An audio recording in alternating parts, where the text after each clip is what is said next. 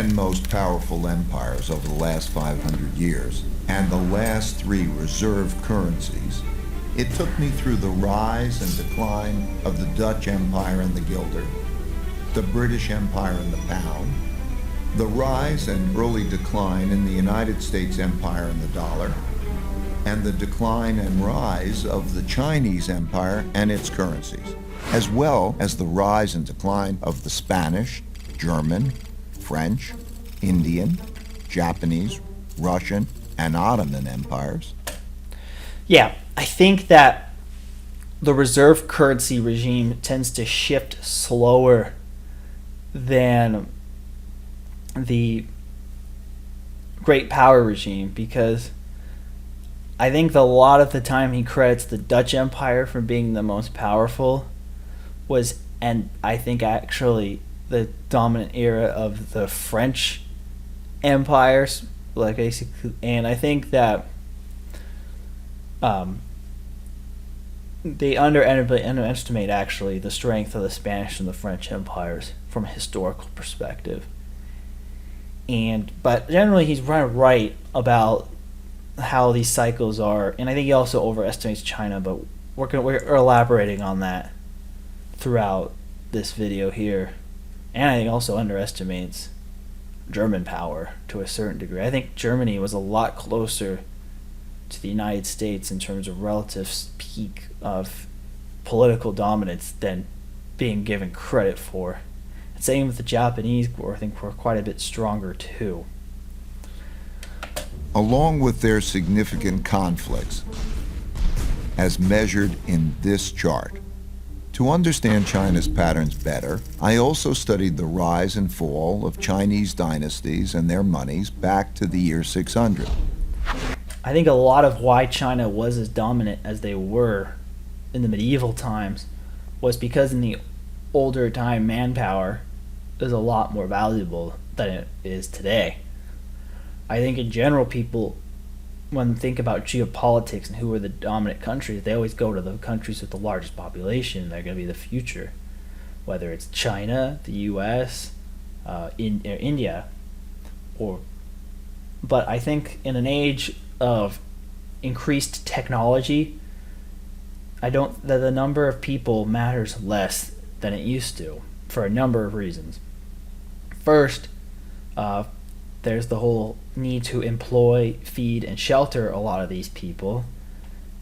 And when you have a more globalized economy, one that allows internet and technology to magnify the power of the most productive and successful individuals, and you have automation software and machines to replace the work of a lot of those previously low and mid-skilled labor jobs, and even some high-skilled jobs, then having a bunch of young men shifts from an asset to a liability, because if you can't employ these people in a status that allows them to live comfortably and have enough resources that they can afford to support themselves and support a family, or at least be attractive enough to a potential spouse to want to marry them and have a family together, then you got issues. And this is what happened in the Arab Spring, was when you had a very relatively highly educated population but not enough jobs for all these college educated people.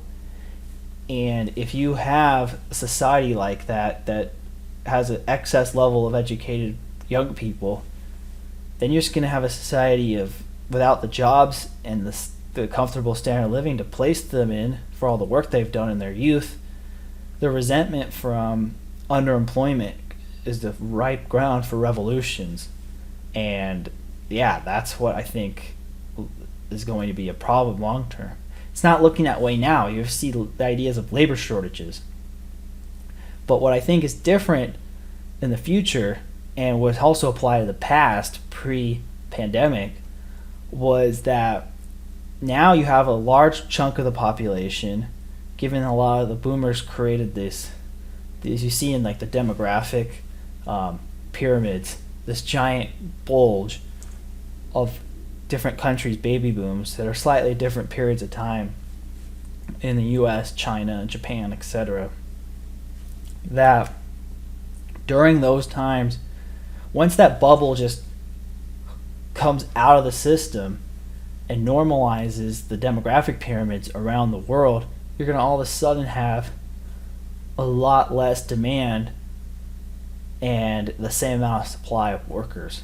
Like right now, the demand remains high because all these retirees who are no longer working still demand pretty much the same amount of goods and services they did when they were working. But there's less people to provide those services or manufacture the goods who are still working. And so that was what creates a temporary labor shortage. But as that, again, the demographic pyramid just apes its way, it tapers off with the turning of the boomer generation and the equivalents in other countries, then this idea of having people have an asset, especially now with technology affecting the future of the labor curve, may not become a liability. Instead of quantity of people being your asset, it's the quality of people that become your asset. And quality, I mean, is that does your country foster an environment to create the superstar innovators, the people who are going to build businesses or invent new technologies or be able to leverage the current institutional frameworks to be the most productive out there in the world of business and manufacturing various goods and services people need. I think that's a product of education systems. It's a product of cultural values and what countries reward the right type of behavior to adjust to a more dynamic and disrupting and entrepreneurial world that I think we're going to have in the future. And that doesn't always correlate just having more.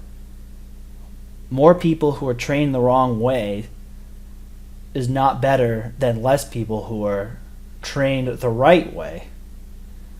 Or more people in an environment that favors dynamism is better than, less people in an environment that favors dynamism is better than more people in an environment that doesn't. And also, what countries are going to be able to adopt robotics the best? Like, is if you can build a strong core of automation and proprietary robotics to replace a lot of military capability, that smaller countries can use their innovative ability and their level of technology to make up for lack of raw numbers. I mean, this is what happened in the 19th century with European powers had much more innovative technology than the rest of the world, and because of that, especially weapons, more advanced weapons technology and more advanced medical technology, they were able to dominate the world. Whatever power in the future is able to do the same thing when it comes to things such as space, biotech, and robotics and other things will become, I think, dominant no matter how low their population was. In fact, the Dutch, the reason why they're always been a tiny country, were the reserve currency for the stretch that they were, was not because they had more people than anybody else or raw manpower, which has been the success for countries such as China historically. It's because they were the ones to really invent modern capitalism and modern global trade networks. Dutch were the first to come up with a stock market in a meaningful way. They were also the ones to have really just the first one to develop modern ways to raise capital and to minimize risk of international trade, so to make themselves wealthier and have their currency and their network more trusted and more used than other countries in the world. Back to what Ray has to say now. Because looking at all these measures at once can be confusing, I'll focus on the four most important ones: the Dutch, British, US, and Chinese. You'll quickly notice the pattern. Now let's simplify the form a bit. As you can see, they transpired in overlapping cycles that lasted about 250 years, with 10 to 20-year transition periods between them.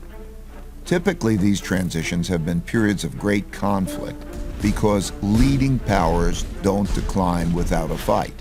So how am I... Yeah, it goes back to the Thucydides trap and the generational dynamics idea. The 250-year mark, I don't think is entirely correct in terms of there's been a lot of evolution and revolution within that period. Like, the United States has not even been around for 250 years.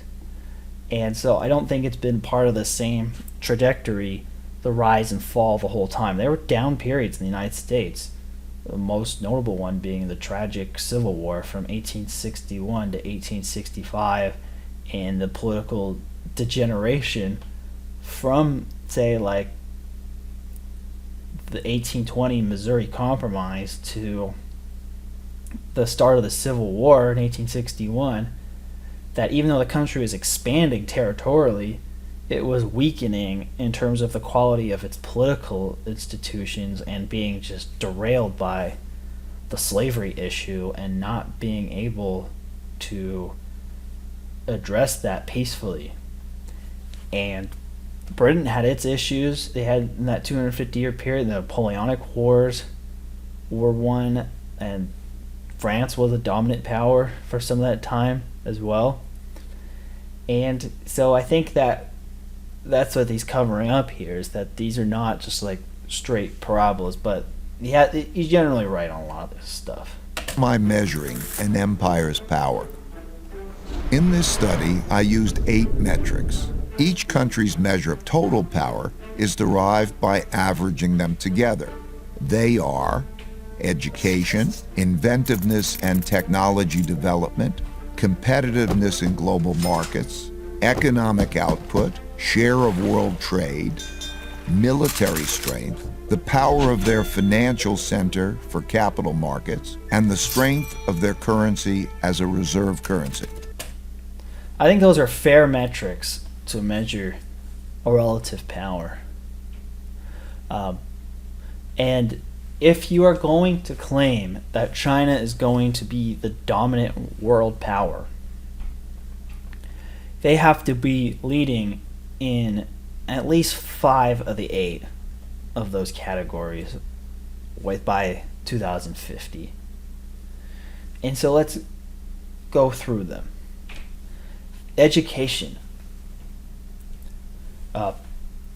U.S. is still the dominant country for education, and I do not really see that changing unless if education just comes completely internet based and China somehow becomes the dominant provider of online education that people use around the world. I think there's some issues of why China will not be the dominant leader in education. One, language. Mandarin is a very hard language to learn. In fact, statistically, it's probably the hardest language to learn in the world for non-native speakers. And so, if you want to be the standard of education and academia, it's going to be hard to count in China unless all of China's academic elites become fluent English speakers. And China has a lot more fluent English speakers as a percentage of its population than Westerners have fluent Chinese speakers. So China understands this, and they have made English learning, especially the elites in that country, a very important part of what they do. The second reason also is just institutional credibility. Chinese universities, really, none of the current academic universities have been around since before the revolution. You don't really see foreigners wanting to study in China in mass, whereas you see plenty of Chinese students wanting to go to American universities, not just because of academic quality, but also because of the prestige of an American degree. And that, I think America is still leading the way. If you look at the top universities in world rankings, well over 80% of them are American, with the remainder ones being mostly schools in Britain and the EU. China is nowhere close on that. You can argue that this is the argument here, is that China educates more engineers every year than the U.S.'s total college graduates. That is, or China will have more college graduates than America has population. Both of those are true. But that's just a law of large number thing again. Of course, China has more people, so they're always going to have bigger numbers. So if when India passes up China in population in the next 10 years, is that going to make India the dominant world power and have the best education system if they are able to do the same thing and just get a number of graduates? That doesn't mean anything. Like, first of all, the quality universities and the fact that what are you going to do? Have the jobs to place them all based on how the wage scale is in that country and things such as the lying flat movement. I don't know if they do have enough jobs that give the status of standard living expectations of a college degree to the local people. So overeducating their people is actually could be a Molotov cocktail for your country if you're not careful. Generally, though, I think they have some work to do on the education category. Trade, this is the one I'll give to China. They are the share of global trade, I think, has surpassed the United States on an absolute level. And in terms of number of countries, that China is the leading trading partner. And I'll put a map up to show you here. They have a large lead on the United States, who is a distant number 2. And that is because China has become a hub of low-cost manufacturing throughout the world. And a lot of countries have low budgets and need the cheapest possible output. And then just in general, they have a strong comparative advantage. I think that's starting to go away with how much cheaper energy prices are in other parts of the world and the geopolitical imperative for domestic manufacturing. But that's going to take a while. Innovation and technology. China, surprisingly, is catching up a lot quicker in this innovation and technology front than most people would realize. In 2020, for the first time, China had more international applications for patents than the United States did, which is the first time any country's been ahead of the United States in over 40 years. That is a big deal. China also has its own Silicon Valley infrastructure and a lot of big tech companies to call their own national champions, such as Alibaba, JD, Baidu, Didi Chung, etc.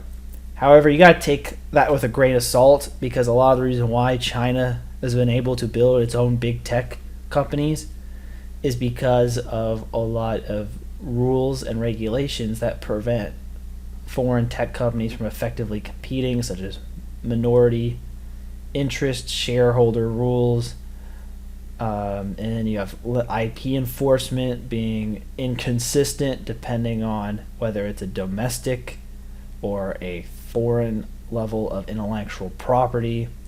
You also have, on top of that, the Great Firewall of China and the willingness to cooperate with Chinese government censorship programs, which many Western tech companies are either unwilling to cooperate with or unable to due to national security risks from their own countries, and things such as CFIUS in the United States and other bodies in other countries that block mergers with Chinese companies for national security purposes. So they've been able to build a lot of their own, and then the language barrier, I think, still has something to do with it. But they've built a lot of their infrastructure because of that. So if you didn't have to just duplicate a lot of what is in other countries due to artificial barriers keeping global competitors out, how big is China's tech? And how innovative truly is China? I know they prioritize R&D, and China is really good at kind of taking the best of others and reverse engineering it. But what technologies has China really led the way in, have been the first mover in, that the United States or Japan or South Korea or any of the other countries in the world did not come up with first? And with the patent question, what are the quality of these patents? What are these patents for necessarily? I'm not an intellectual property lawyer. I'm not really an expert in tech or technological innovation. And if somebody is, I'd like to hear from you and see like really how close is this gap between innovation and tech in China and the US. But I just personally find it hard to believe in a country that is so into conformity, and whether it's through their historical Confucian values or just the iron fist of the party that runs it, and the lacking of freedom can be a truly innovative place. That's just my personal opinion that is biased by the fact that I'm American. I live in a country that values individual freedom, and so I assume that it's hard. And it's had a good track record innovating because of the room it gives individual freedom. So I find it hard to believe a country without that basic level of freedom who's going to be able to innovate in the same way. Again, I think that really the biggest limiter to China's potential is the CCP itself. And I think this is one of the reasons. Military, the U.S. is still the dominant military power. China does not have a deep water navy. They've, in their entire history from the medieval days, China has not been able to successfully export power through the seas, which control of the seas is critical if you're going to be a dominant power geopolitically. The United States still outspends the rest of the world combined in military spending, and that includes China as a distant second. China has more manpower, and their saber rattling in places such as Taiwan scares a lot of people to believe that they are a dominant military, and they have done some work on hypersonic missiles, so has Russia. But there's not enough evidence out there to suggest that China's military is close to competing with the United States at this point. And they don't really have the other advantage, which I think is an unfortunately earned one, is that the U.S. has a lot more veterans with actual expertise in real wartime situations, such as the conflicts in Iraq and Afghanistan, whereas China really lacks that. They haven't really fought in a truly real war since they had their civil war struggles in the late 1940s. Next, I would say competitiveness. This one actually, it depends on what you're competitive in. Like China in manufactured goods has a competitive advantage on a comparative level, especially on lower end items. I think the U.S. still has the absolute advantage in just about every industry in the economy, but trade is not based on absolute advantage. It's based on comparative advantage. And the United States, though, has the comparative advantage in, I think, the things that actually matter for maintaining power. That's technology, that's financial services, food, and weaponry. And I think the U.S. is not given enough credit for having the dominance in those four fields. Yeah, sure, they've lost the lead in things such as automobile manufacturing to Germany and Japan. They have lost the lower-end electronic and consumer goods to places such as Southeast Asia, China, and Taiwan. But in terms of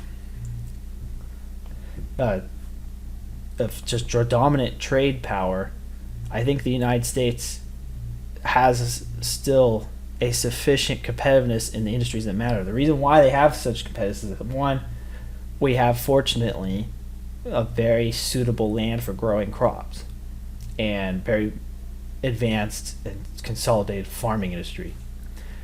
The United States also has, again, a culture of innovation and a trustworthy capital markets to be the go-to place due to financial transactions. Like the city of Miami is effectively the financial center for Latin America, even though it's not in a Latin American country.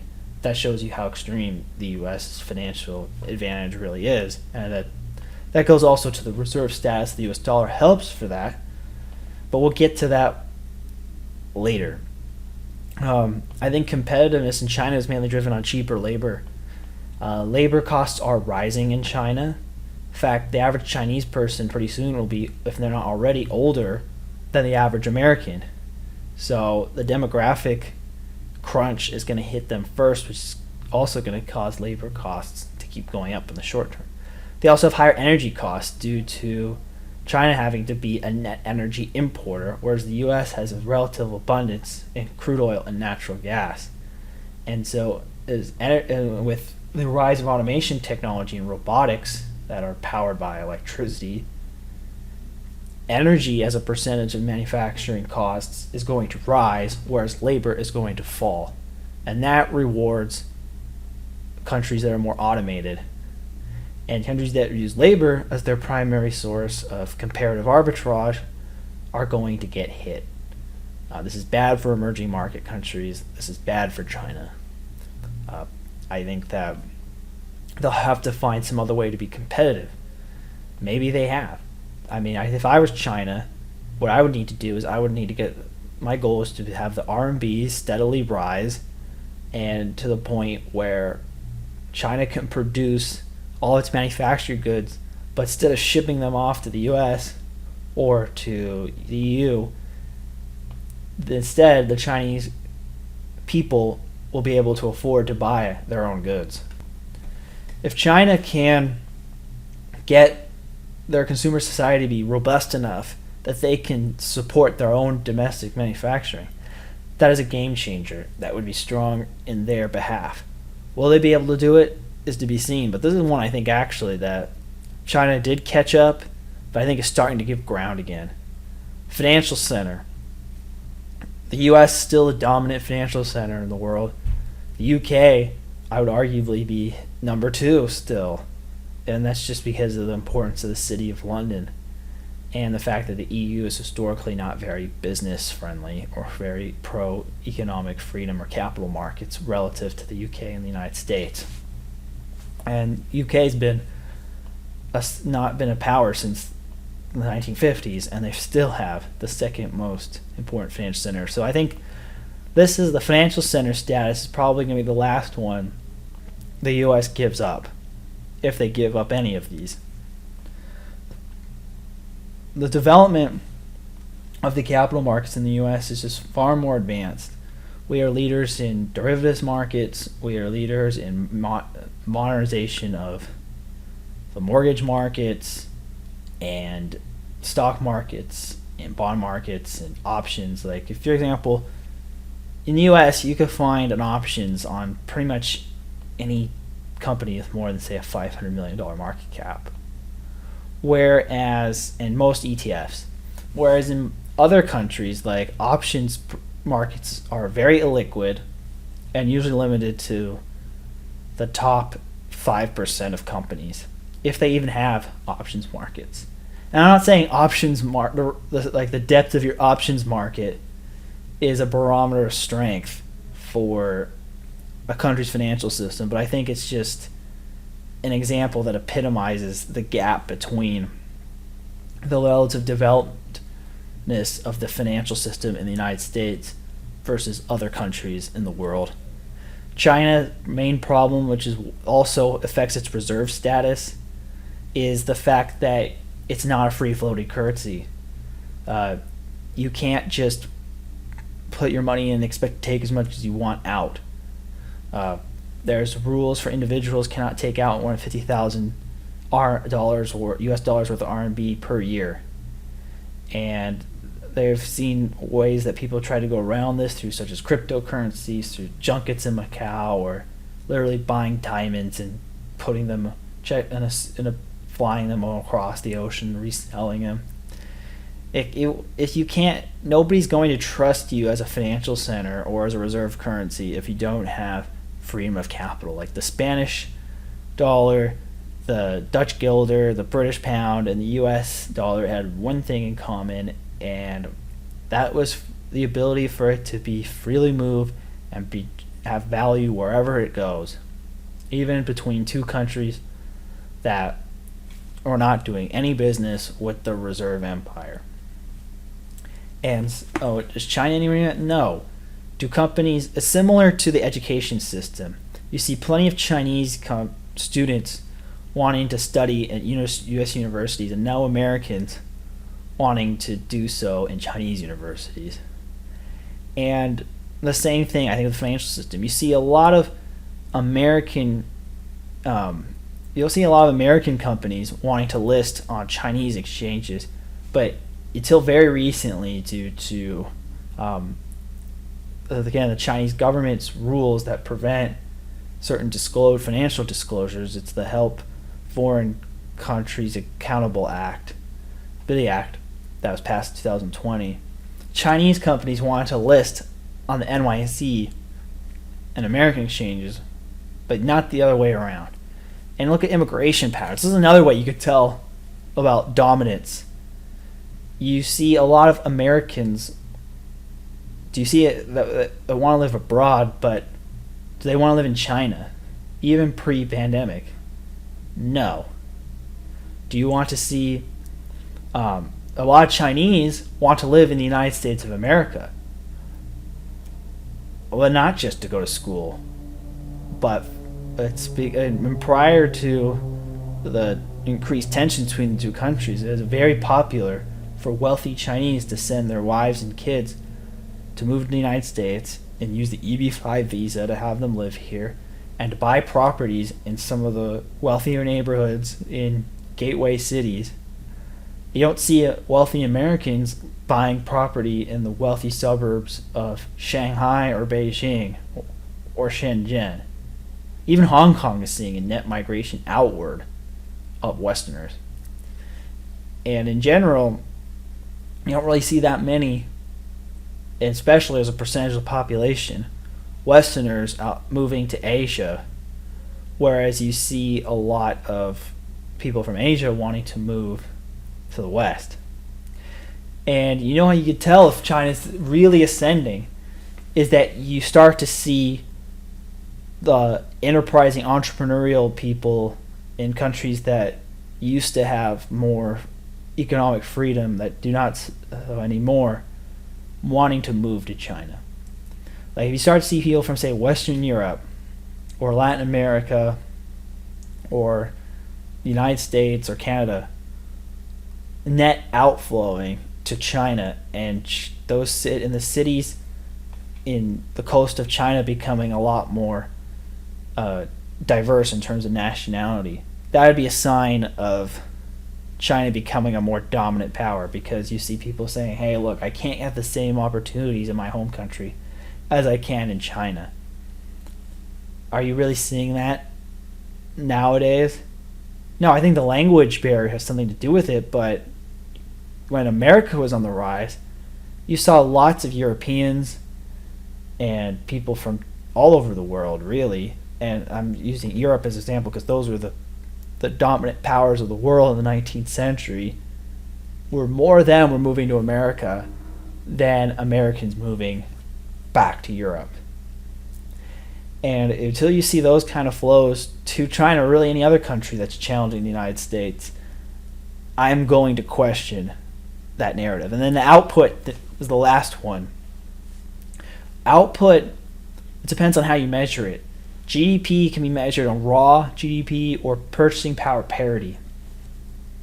The problem with the purchasing power parity is that in theory it's supposed to weigh if everybody had the same cost of living as the United States, what would their output be in terms of actual value, is that number is subjective, and if a country wants to make itself look better than they can artificially lower their cost of living relative to the United States, and so the PPP multiplier will be higher. And China is nowhere close nominally to passing the United States, but in PPP it looks a lot closer. But I don't know how accurate that PPP multiplier is. On top of that, how big is China's actual GDP? That's another question here. It's a common in macro circles to question the levels of GDP growth.